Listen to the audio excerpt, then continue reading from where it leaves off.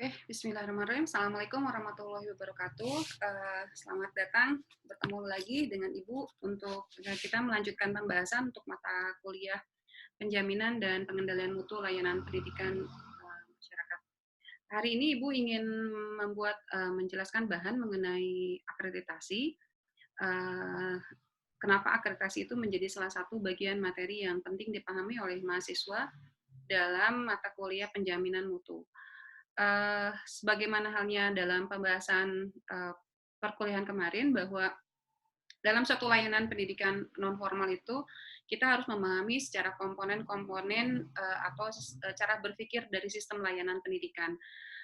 Kemarin kita sudah membahas mengenai 7 komponen sistem sebagai salah satu kerangka cara kita berpikir melihat suatu layanan pendidikan, atau kita bisa melihat juga dari 10 patokan Dikmas sebagai unsur-unsur dari penyelenggaraan suatu layanan pendidikan masyarakat atau pendidikan non formal.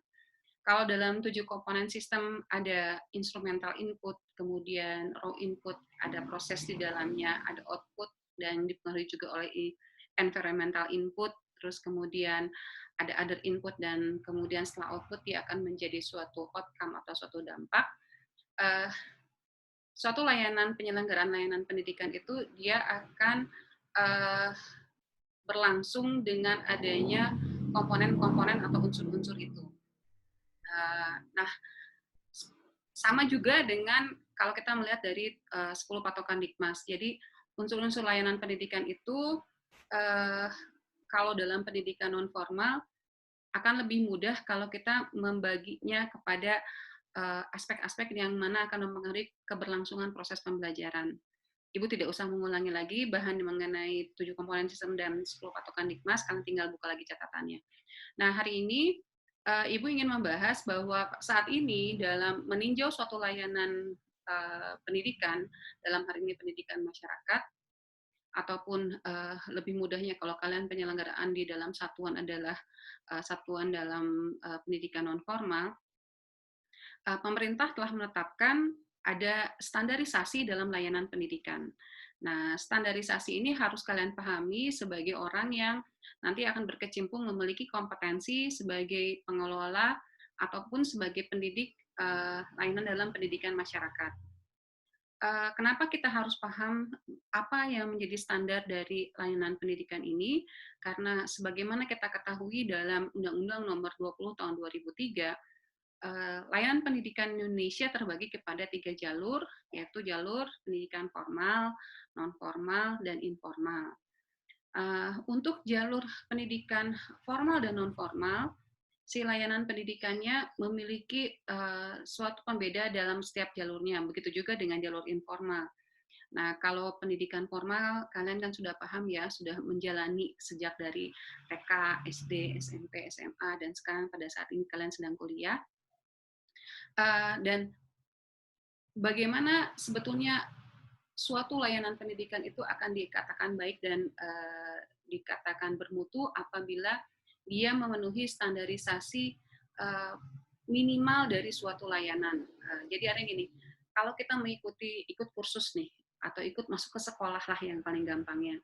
Masuk sekolah, dan di sekolah itu kemudian kita memilih sekolah yang bagus itu yang seperti apa sih gitu. Artinya kita akan tahu bahwa di sekolah yang bagus itu dia memiliki sarana atau tempat belajar yang baik. Dia punya kelas yang sehat, yang ruangannya cukup matahari, kemudian ada tempat duduk atau bangku meja yang nyaman untuk duduki oleh siswa. Kemudian ada pendidik atau ada guru yang kemudian bisa memberikan proses pembelajaran yang baik, yang tahu cara mengajar yang menyenangkan untuk siswanya. Terus kemudian ada pengelola, ada kepala sekolah, ada para administrasi yang membantu proses pembelajaran. Nah, standarisasi unsur-unsur itu kemudian oleh pemerintah distandarkan sehingga diharapkan nanti bisa memberikan layanan yang baik kepada orang yang belajar. Itu kalau di sekolah di formal. Nah, bagaimana halnya dengan yang di non formal?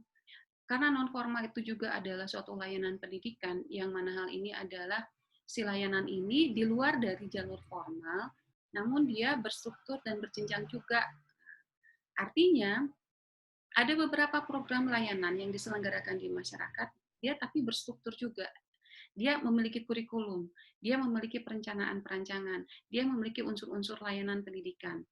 Nah, dia tetap harus memenuhi standar layanan untuk orang yang belajar di sana. Contoh nih ya, kursus. Di dalam lembaga kursus, sebelum kalian masuk, contoh nih, ambillah kursus bahasa Inggris. Sebelum kalian masuk ke suatu lembaga, memilih lembaga untuk belajar kursus bahasa Inggris, kalian pasti akan lihat dulu tempatnya bagus nggak, gitu kan? Terus ruangannya nyaman tidak? Terus kemudian pengajarnya dia dari lulusan mana? Terus bagaimana proses pembelajaran yang dilakukan di sana?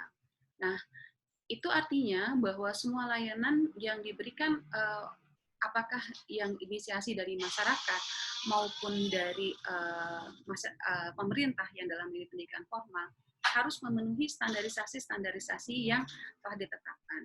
Nah, kalian sebagai calon pengelola layanan pendidikan masyarakat harus mencoba memahami sebetulnya standar yang baik dalam layanan itu seperti apa.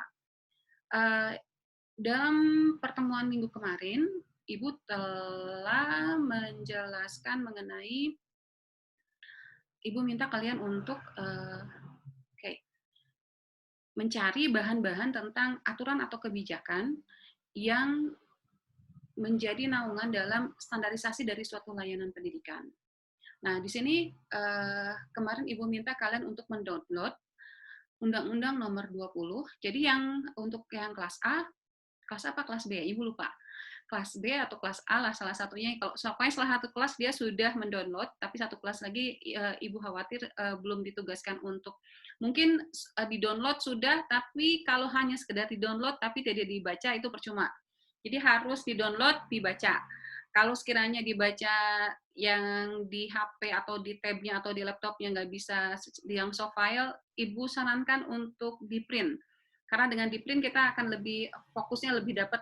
Nah, kalau sekiranya kita tidak terbiasa membaca dari soft file ya. Jadi ada Undang-Undang Nomor 20 tahun 2003. Nah, saya kira sejak kalian masuk tingkat 1, kalian sudah download ini. Kemudian PP nomor 13 tahun 2015. Nah, di PP ini merupakan perubahan dari PP nomor 19 tahun 2005 tentang standar nasional pendidikan. Jadi, apa yang disebut dengan standar layanan pendidikan itu ada di PP nomor 13 ini. Kemudian next-nya adalah, karena kita nanti akan berhubungan dengan bagaimana sih layanan pendidikan yang bermutu itu dinilai, standarnya atau aturannya, butir-butirnya itu seperti apa. Kalian, Ibu minta juga untuk mendownload Permendikbud nomor 52 tahun 2015 tentang BAN PAUD dan PNF. Kemudian ada juga Kemendikbud, Kepmendikbud, susah amat sih bacanya, nomor 11 tahun 2018, dan kemudian kalau kalian tidak dapat bahan yang ini, kalau tidak salah Ibu sudah upload di WhatsApp group ya. Di WhatsApp group kalian tinggal cari tentang instrumen akreditasi PAUD LKP dan PKBM. Dan Ibu juga sudah upload bahan-bahan ini semua. Kalau kalian kebetulan susah mencari googling, Ibu sudah upload ini di Google Classroom, jadi kalian tinggal download saja. Termasuk di dalamnya ada rubrik, di mana di dalam rubrik itu ada penilaian-penilaian bagaimana kita menilai suatu layanan itu yang baiknya seperti apa. Oke, Ibu sekarang Ibu ingin membahas dulu tentang, sebelum kita masuk pada slide yang apa itu akreditasi dan lain-lain, Ibu ingin membahas dulu mengenai apa yang disebut dengan standar nasional pendidikan. Oke, kita buka dulu PP nomor 13.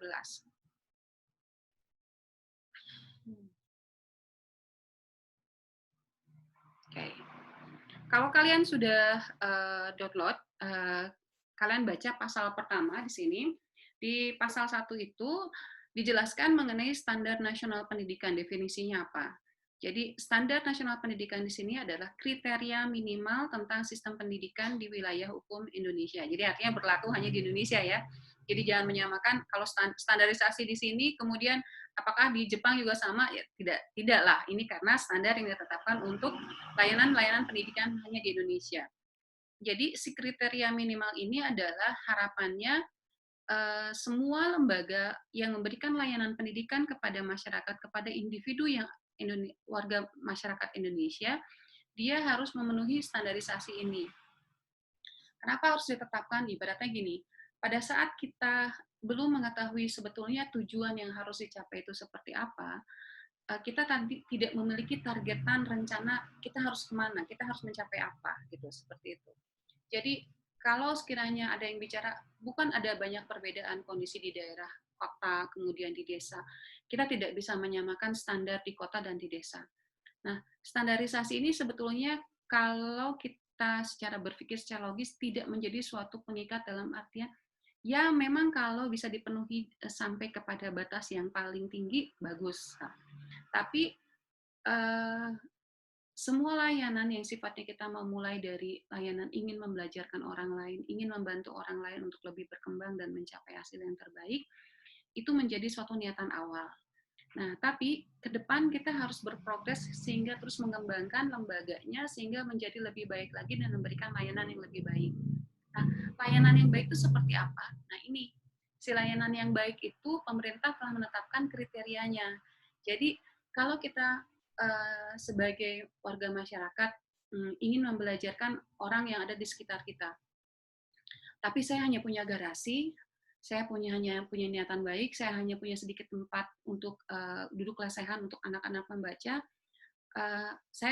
Saya harapkan ke depan saya ingin memberikan tempat yang nyaman untuk anak-anak membaca buku-buku yang saya miliki. Kebetulan contohnya ya, kalian punya banyak buku pembelajaran atau buku novel atau buku ilmu pengetahuan yang ingin di-sharing dengan lingkungan sekitar.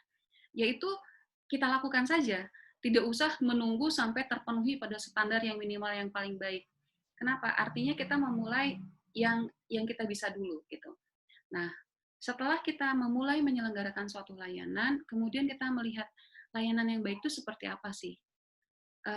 Kalau sekiranya tempat yang baik, yang nyaman untuk peserta itu bagaimana? Pendidik yang baik itu sebetulnya dia harus menyiapkan apa? Nah, ini menjadi suatu acuan sehingga rencananya ke depan, kalau sekiranya kita ingin mengembangkan suatu program yang baik untuk masyarakat, kita tahu apa yang akan kita tuju. Pemerintah juga tidak membuat suatu aturan yang sifatnya saklek gitu. Uh, ini kalau Anda tidak terpenuhi ini, Anda tidak bisa memberikan layanan. Tidak seperti itu. Artinya, kalau sekiranya kita hanya ingin sekedar memberikan satu layanan dan tidak bermaksud untuk mengajar suatu standarisasi, tidak jadi masalah. Standarisasi itu terutama untuk layanan pendidikan non formal adalah bagi si lembaga yang rencananya ke depan dia itu nanti akan lebih menjadi lembaga yang profesional dan dia dianggap menjadi lembaga yang strategis yang bisa menjadi tangan kanan pemerintah membantu memberikan layanan pada masyarakat. Jadi si lembaganya itu adalah lembaga yang profesional, tidak abal-abal, tidak hanya sekedarnya, tidak seadanya. Nah, supaya dia itu menjadi lembaga yang profesional, dia harus ikut standar dari pemerintah. Wayahna harus banyak menyiapkan bahan-bahan dokumen. Bahan-bahan dokumen, bahan-bahan artinya dokumen sebagai bukti kelengkapan dari layanan yang dia berikan. Kalau dia sudah profesional, pemerintah tidak akan segan untuk memberikan bantuan pendanaan. Artinya dia akan di backup nih sama pemerintah. Anda sudah membuat lembaga yang baik, Anda sudah membelajarkan banyak orang, maka kami akan membantu Anda secara pendanaan supaya banyak orang lebih terbantu. Nah, itu logika berpikirnya. Jadi, kalau sekiranya kebetulan kita merasa mapan, tidak membutuhkan bantuan dan tidak merasa saya sebetulnya bisa memberikan layanan kepada masyarakat dengan pola seperti ini, ya silakan, monggo saja. Jangan menghilangkan niat baik dan kemudian merasa terbelenggu oleh suatu aturan yang sebetulnya niatnya memberikan kemudahan bagi masyarakat gitu, seperti itu. Jadi inti dari kriteria minimal ini adalah suatu kriteria yang menjadi acuan supaya kita bisa lebih mengembangkan diri ke depan. Nah, di sini di pasal-pasalnya, di ayat-ayatnya dalam pasal ini ada jalur-jalur yang mana di dalamnya adalah jalur pendidikan formal, kemudian jalur pendidikan non formal. Kenapa hanya jalur pendidikan formal dan non formal yang dibahas di sini? Karena jalur pendidikan formal tentu saja dia layanannya adalah layanan yang telah di backup, telah disiapkan oleh pemerintah untuk memenuhi kebutuhan warga negara Indonesia, di mana di levelnya adalah di pendidikan dasar, SD dan SMP, pendidikan menengah, SMA, SMK, dan setara, kemudian pendidikan tinggi yaitu di perguruan tinggi. Nah, ini memiliki standarisasi yang sangat ketat, gitu, seperti itu. Nah, tapi kenapa pendidikan non formal juga harus distandarkan? Karena dalam layanan pendidikan non formal, beberapa program yang diselenggarakannya dia berstruktur dan berjenjang. Contoh nih, program kesetaraan. Nah, dia kan merupakan substitusi atau pengganti dari layanan pendidikan setaranya. Seperti untuk yang paket B, dia merupakan pengganti atau setara dengan SD. Kemudian paket A setara dengan SD, paket B dengan SMP, paket C dengan SMA. Dia berstruktur dan berjenjang seperti itu. Nah, untuk itu dia harus memenuhi standar sesuai dengan aturan karena dia memiliki leveling yang sama dengan pendidikan formal. Kemudian ada beberapa program lain yang berstruktur juga dan berjenjang. Contoh kursus menjahit. Ada yang level 1, level 2. Di dalam level 1 ada materi-materi yang diberikan sesuai dengan tingkat kesulitannya. Nah, jadi dalam layanan pendidikan non formal ini penyelenggaraannya distandarisasi karena sifatnya yang lebih apa ya? Konten dari materi yang diberikan berstruktur dan berjenjang. Nah, tapi ada suatu layanan yang dimana si proses pembelajarannya datang dari individu yang ingin belajarnya sendiri, yaitu pendidikan informal. Nah, si pendidikan informal itu tidak diatur standarisasi layanannya. Kenapa? Karena orang yang mau belajarnya dia sendiri, bukan datang atau diinisiasi dari orang lain dan kemudian dia diatur. Anda harus kalau sekiranya kita pengen belajar secara mandiri, yang sering anak-anak gadis lakukan adalah tutorial make up gitu. Terstruktur. Anda harus belajar ini dulu, baru kemudian kita seperti gini, belajar tentang apa ya? Ibu nggak hafal nih kalau yang aturan ini. Apa ya? Mata. Tidak bisa belajar mata dulu, harus belajar dulu dari apa? Skincare-nya dulu. Nah, seperti itu. Tidak seperti itu. Ya terserah. Kalau ingin sebenarnya belajar tentang bagaimana membuat tampilan make up mata yang bagus, ya belajarlah dari situ. Tidak ada aturan yang harus mendasarinya. Anda harus belajar menggunakan laptop, jangan menggunakan Android HP gitu kan. Nah, tidak ada yang mengatur seperti itu karena itu lepas pada keinginan individunya. Nah, semuanya ini tujuannya adalah untuk mendukung suatu capaian pengetahuan dalam artian capaian suatu kemampuan dari orang-orang yang belajar, yaitu kompetensi. Kompetensi di sini adalah kemampuan di mana adanya perubahan dari sikap dan pengetahuan serta keterampilan yang dimiliki dan dikuasai oleh peserta didik nantinya. Nah, ini adalah harapan yang nanti yang sekiranya kalau seseorang itu layanan pendidikan itu distandarisasi pemberian program penyelenggaraannya akan tercapai suatu kemampuan atau kompetensi di mana perubahan sikap, pengetahuan, dan keterampilan yang dimiliki nanti oleh pesertanya akan baik dan memenuhi sesuai dengan harapan, seperti itu. Nah, standar ini kalau kalian baca sendiri ya, nanti ada 8 standar, dimulai dari kompetensi lulusan, standar isi, proses, kemudian pendidik, tenaga kependidikan, sarana prasarana, pengelolaan, standar pembiayaan, penilaian. Harapan Ibu, karena kalian adalah mahasiswa yang nanti akan memiliki kompetensi lulusan sebagai seorang pengelola dan pendidik layanan pendidikan masyarakat, kalian harus paham apa sih sebetulnya dari 8 standar ini. Kalau lupa-lupa sedikit boleh, tapi jangan usahakan tidak sampai lupa. Jadi yang disebut dengan kompetensi lulusan itu apa, kemudian standar isi apa, kalian baca, kemudian kalian pahami bagaimana sebetulnya kompetensi lulusan itu adalah kriteria kualifikasi kemampuan lulusan. Artinya, setelah kita menyelenggarakan suatu layanan program, si lulusan itu nanti ingin memiliki kemampuan seperti apa, kualifikasi kemampuan seperti apa. Jadi, kompetensi lulusan itu kita tetapkan sejak awal. Contohnya pada saat kalau kalian kursus komputer Microsoft Office ya. Begitu kalian ikut kursus tentang untuk Office tentang mungkin Word, Excel, terus PowerPoint apalagi ya. kalian sudah menetapkan, saya tanyakan kepada lembaga kursusnya, kalau nanti saya ikut kursus di sini, kemampuan apa nanti akan saya miliki.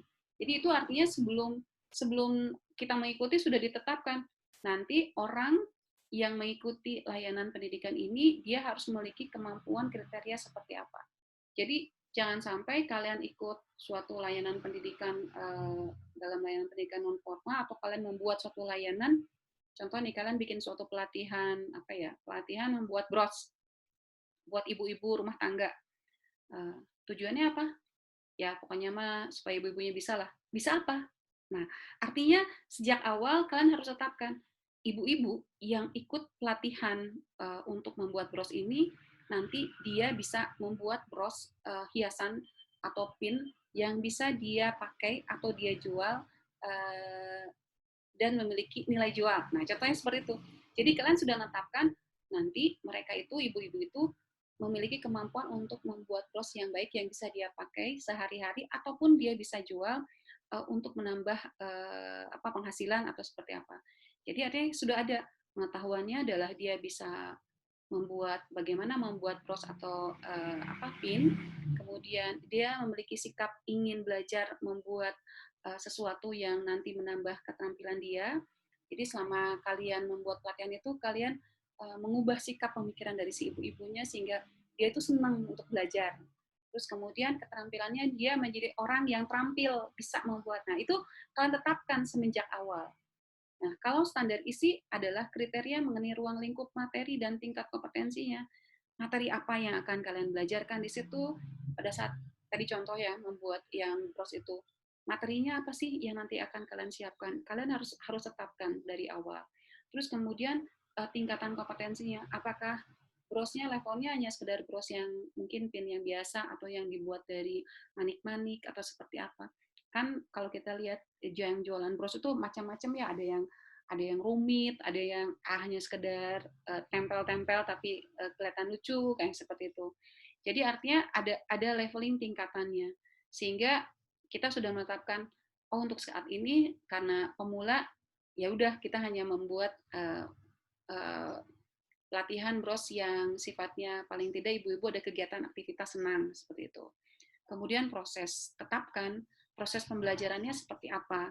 Apakah si proses pembelajarannya itu sendiri nanti waktunya, kemudian pendekatan pembelajarannya apa, ibu-ibunya nanti yang lebih aktif untuk belajar, jadi yang menjadi student centernya, terus kemudian menggunakan demonstrasi atau seperti apa.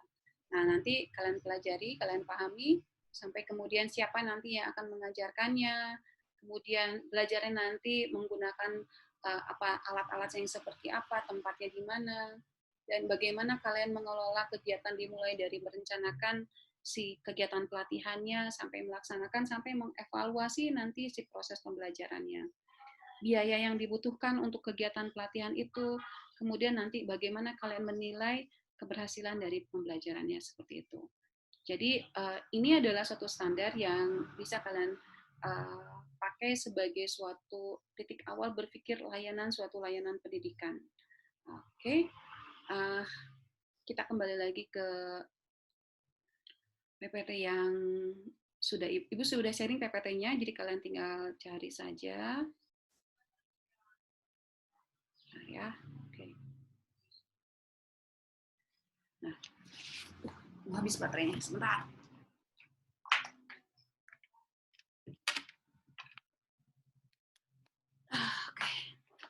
Oke. Nah, tadi kita sudah bicarakan, jadi Ibu minta kalian baca tentang PP nomor 13 ini, pahami. Ibu hanya bacakan yang pasal satunya saja. Selanjutnya kalian coba pahami, Ibu nanti akan bikin kuis minggu depan tentang kebijakan yang melihat profesionalisme lembaga ditinjau dari aturan-aturan kebijakan pemerintah. Next week ya. Next week kita bikin kuisnya. Nah, sekarang dari standarisasi itu, kemudian kenapa ujungnya itu ke akreditasi sebaik memakai standarisasi layanan pendidikan. Nah, suatu layanan pendidikan itu, terutama dalam layanan pendidikan non-formal, pada saat kita kan kita dalam pendidikan masyarakat, jadi akreditasinya kita bicaranya akreditasi pendidikan non formal ya. Nah, pada saat kita memberikan suatu layanan kepada masyarakat, beberapa lembaga seperti PKBM, LKP, dan Satuan PAUD, dalam hal ini PAUD non formal, dia menjadi suatu tulang punggung pemerintah dalam membantu pemerintah untuk memberikan layanan pada masyarakat. Jadi kan tidak semua orang itu bisa memiliki akses ke pendidikan formal, sehingga keberadaan pusat kegiatan belajar masyarakat, lembaga kursus dan pelatihan, kemudian satuan PAUD non formal membantu pemerintah untuk memberikan layanan kepada masyarakat, sehingga masyarakat yang membutuhkan layanan pendidikan, kesetaraan, kita mulai dari PAUD dulu. Dia di lingkungan rumahnya itu, kemudian dia jauh dari TK, terus kemudian anak-anak yang di lingkungan sananya banyak, sehingga kemudian ada inisiatif dari kelompok masyarakat yang menyelenggarakan PAUD non formal, kelompok bermain, itu akan sangat membantu pemerintah, sehingga ada yang memberikan stimulasi kepada anak-anak, sehingga mereka itu tidak bermain, tidak hanya sekedar bermain, tapi bermain yang terencana dan terancang untuk meningkatkan atau memaksimalkan tumbuh kembang anak itu sesuai dengan tugas perkembangannya. Nah, kehadiran kelompok bermain, kemudian taman penitipan anak, menjadi salah satu nilai peran serta dari masyarakat untuk membantu pemerintah memberikan kesempatan atau mendapatkan layanan pendidikan, dan itu akan disupport oleh pemerintah. Begitu halnya dengan PKBM. Kehadiran PKBM yang membantu penyelenggaraan program kesetaraan, paket B dan paket C, terutama saat ini karena paket A kebanyakan sekarang alhamdulillah secara angka partisipasinya di Indonesia itu sudah sampai usia kelas 7 ya. Jadi artinya SMP kelas 2. Relatif di Indonesia itu masyarakatnya sudah menyelesaikan pendidikan dasar untuk yang SD. Tapi untuk yang pendidikan dasar SMP masih banyak yang drop out, masih banyak yang belum mengakses, sehingga kehadiran program kesetaraan paket B menjadi salah satu kebutuhan yang sangat penting dan bisa dibantu penyelenggaraannya oleh PKBM. Nah, PKBM ini diharapkan bisa menyelenggarakan layanan yang baik, sehingga diharapkan mereka bisa mengikuti standar yang ditetapkan pemerintah. Kemudian paket C juga sama, dan kemudian dengan LKP. LKP juga sama. Kalau sekiranya mereka bisa memberikan pelatihan-pelatihan skill, keterampilan yang baik kepada peserta, diharapkan nanti warga masyarakat mendapatkan skill keterampilan tambahan yang akan membantu mereka mendapatkan pekerjaan yang lebih baik dengan keterampilan itu. Sehingga lembaga-lembaga LKP, PKBM, dan Satuan PAUD itu menjadi lembaga yang diutamakan untuk diakreditasi. Akreditasi dalam artian apa itu akreditasi secara definisi? Akreditasi ini adalah kegiatan penilaian kelayakan dari satuan pendidikan berdasarkan kriteria yang ditetapkan untuk memberikan penjaminan mutu pendidikan. Jadi, akreditasi ini dia merupakan kegiatan yang menilai apakah suatu lembaga itu layak tidak menyelenggarakan layanan pendidikan. Nah, apa dasarnya? Kriteria yang telah ditetapkan untuk menjamin kalau mutu layanan yang dilakukan oleh lembaga itu bermutu atau baik gitu. Nah, jadi kalau sekiranya siapa yang melakukannya, itu dilakukan oleh Badan Akreditasi Nasional, yang dalam hal ini karena satuannya adalah Satuan Pendidikan Non Formal, jadi bannya adalah BAN, PAUD, dan PNF, seperti itu. Jadi BAN, PAUD, PNF itu melakukan penilaian apakah satuan pendidikan dalam non formal itu bisa memberikan layanan pendidikan yang bermutu berdasarkan kriteria yang ditetapkan. Kriterianya apa? 8 standar yang tadi, seperti itu. Kenapa akreditasi penting? Tujuannya apa? Fungsinya apa? Standar dari akreditasi apa? Kita lihat di slide-nya ya. akreditasi penting itu kita lihat dari 3 pihak yang ada di sini. Yang pertama adalah pemerintah atau dia sebagai stakeholder-nya, kemudian ada lembaganya, terus kemudian masyarakat. Pemerintah menetapkan quality dari indikatornya. Jadi pemerintah harus menetapkan sebetulnya indikator-indikator yang kualitas yang bermutu seperti apa. Kemudian nanti bisa dipakai sebagai pengambilan keputusan bahwa si lembaga ini layak untuk diberikan bantuan atau disupport dalam memberikan layanan pada masyarakat. Kemudian quality improvement. Dengan informasi tercapainya bagaimana ketercapaian layanan pendidikan ini, pemerintah nanti bisa mengambil keputusan ke depan untuk peningkatan kualitas apa yang harus dilakukan. Jadi indikator-indikator ini menjadi hal yang penting bagi pemerintah dalam mengambil keputusan apakah lembaga itu layak untuk diberikan bantuan pendanaan, bagaimana peningkatan kualitasnya ke depan, dan secara pengembangan kelembagaan untuk pelayanan pendidikan masyarakat itu seperti apa.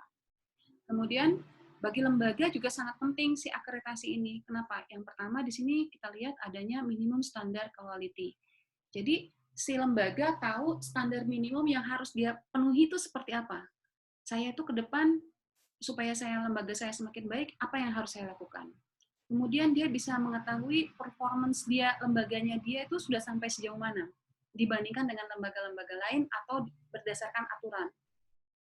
Kemudian dia bisa membuat perencanaan jangka pendek dan jangka panjangnya ke depan. Oke, jangka pendek saya ingin memperbaiki ini supaya semakin baiknya, jangka panjangnya ingin dicapainya seperti apa. Kemudian sustainability, quality improvement, berkelanjutan. Jadi dia tahu secara tahapannya, untuk tahap ini saya harus memperbaiki apa, tahap kedepannya bagaimana. Terus dia melakukan perbaikan, karena walaupun si lembaganya anggaplah dia sudah memenuhi standar yang paling maksimal dari suatu yang ditetapkan oleh pemerintah, standarisasi saat ini pasti akan direview karena perkembangan saat ini di masa depan akan terus berkembang. Saat ini seperti contohnya ukuran ruangan itu untuk layanan pendidikan paling tidak dia sudah memiliki ruangan kelas pembelajaran untuk siswa atau peserta belajar. Kedepannya mungkin si ruangan ini tidak dalam konteks ruang kelas, tapi mungkin ruang belajar dalam artian online learning. Jadi si lembaga harus menyiapkan suatu pembelajaran yang sifatnya online dan tidak hanya ruang kelas. Nah, itu contohnya gitu. Jadi kalau sekiranya satu lembaga itu dia hanya mau baru mempersiapkan pembelajaran yang sifatnya reguler tatap muka di ruang kelas, dia harus berpikir ke depan, next ke depannya adalah menyiapkan suatu pembelajaran yang sifatnya online. Jadi artinya suatu standar yang berlaku saat ini akan terus berkembang ke depan sehingga layanan pendidikan itu akan semakin baik. Kemudian compliance. Compliance itu apa coba? Nah, compliance itu di sini bagaimana kita ingin mencapai suatu tujuan yang baik itu, pemerintah telah menetapkan bahwa masyarakat dalam menyelenggarakan suatu layanan,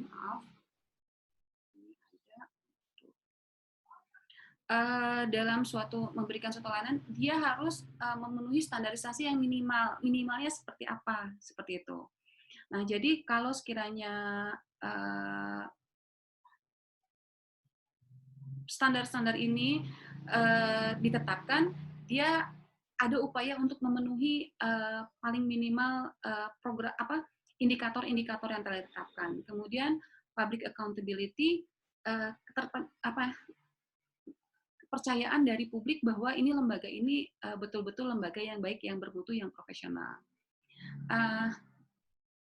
Kemudian ditinjau dari masyarakat, ini adalah education main customer. Jadi kita mengedukasi masyarakat bahwa suatu layanan pendidikan itu dia tidak abal-abal. Artinya ada suatu standarisasi yang harus diperhatikan oleh masyarakat sebagai pemakai dari layanan pendidikan ini. Dia harus tahu bagaimana kualitas dari suatu lembaga ditinjau dari standarisasi dan akreditasi yang dicapainya.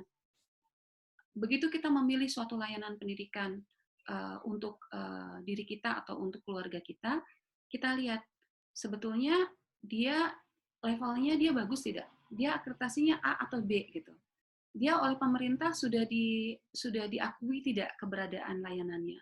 oh dia diakui oleh pemerintah, dia statusnya A, oh artinya dia bagus gitu. Dia lembaganya sudah memberikan kelengkapan untuk layanan bagi pesertanya dengan baik. Kemudian institution quality and legal status. Ini menjadi suatu penanda bahwa suatu lembaga ini menjadi lembaga yang legal dan kemudian memiliki kualitas yang baik. Nah, tujuan akreditasi hampir sama seperti yang tadi ditinjau dari yang slide sebelumnya. Jadi kalian bisa baca ya. Nanti kalau kalian tidak terlalu jelas, kalian bisa tanyakan di bagian pertanyaan atau komen dari slide yang Ibu sharing di Google Classroom. Fungsi juga sama, memberikan pengakuan atas kualitas dari mutu satuan pendidikan, kemudian perlindungan sosial pada masyarakat. Jadi masyarakat yang sebagai usernya itu dilindungi oleh pemerintah dengan adanya jaminan dari kualitas pendidikannya, kemudian dapat dijadikan quality assurance yang mengarahkan lembaga itu untuk terus mengembangkan diri, meningkatkan mutu layanan pendidikan. Jadi kalau ada orang yang bilang bahwa akreditasi itu membebani, sebetulnya harus berpikir positif thinking. Kalau kita berpikir positif, akreditasi itu memberikan suatu tujuan, suatu harapan ke depan kita harus mengembangkan diri seperti apa. Kalau kita memang belum mencapai pada titik itu, no problem, tidak jadi masalah. Tapi yang penting kita sudah ada niatan untuk membantu masyarakat memberikan layanan, dan ke depan kita harus mengembangkan diri memberikan layanan yang terbaik. Nah, itu yang harus dipikirkan oleh para pengelola layanan pendidikan non-formal dalam melihat fungsi dari akreditasi itu sendiri. Tadi ini ada di yang PP nomor 13 tadi, kalian baca lebih lengkapnya. Dan ini kita akan cobakan nanti pada saat kalian sudah paham setiap konten dari isi dari setiap standar dari dalam standar pendidikan itu sendiri. Ibu kira itu yang bisa Ibu jelaskan untuk materi tentang standar dalam standar pendidikan. Dalam hal ini kita akan melihat standar sebagai suatu tolak ukur atau pemikiran bagaimana layanan pendidikan itu diselenggarakan bagi masyarakat, terutama kalian sebagai calon pengelola atau seorang yang akan memanage layanan pendidikan masyarakat, dan bagaimana menjadi seorang orang yang memfasilitasi layanan pendidikan di masyarakat ini akan terus ke depan berpikir untuk memberikan layanan yang paling baik, yang paling profesional bagi masyarakat, sehingga masyarakat terus berkembang dan mendapatkan layanan yang optimal. Kalau ada pertanyaan, silakan komentar dalam video, nanti Ibu akan jawab di Google Classroom. Oke, tetap semangat, walaupun kondisi kita sedang belajarnya online, tapi bukan berarti melempem. Informal learning-nya di sini, bahwa kemajuan itu kita yang menetapkan, jangan tergantung pada orang lain untuk membuat kita itu mencapai suatu takdir terbaik yang ingin kita capai. Kalau sekiranya merasa bahwa online ini tidak maksimal untuk belajar, jangan merasa kemudian cukup seadanya saja gitu. Seperti itu. Kalau merasa bahan materi yang Ibu sampaikan tidak terlalu jelas, paling tidak ini menjadi stimulasi, kemudian cari bahan lain sehingga kalian lebih punya bahan yang membuat pemikiran kalian lebih berkembang lagi, dan manusia pembelajarnya dapat gitu, seperti itu. Terapkan sama diri sendiri dulu, baru bisa nanti membelajarkan orang lain. Kan mau jadi seorang pendidik yang profesional dan yang top banget. Oke, terima kasih. Ibu tutup. Assalamualaikum warahmatullahi wabarakatuh.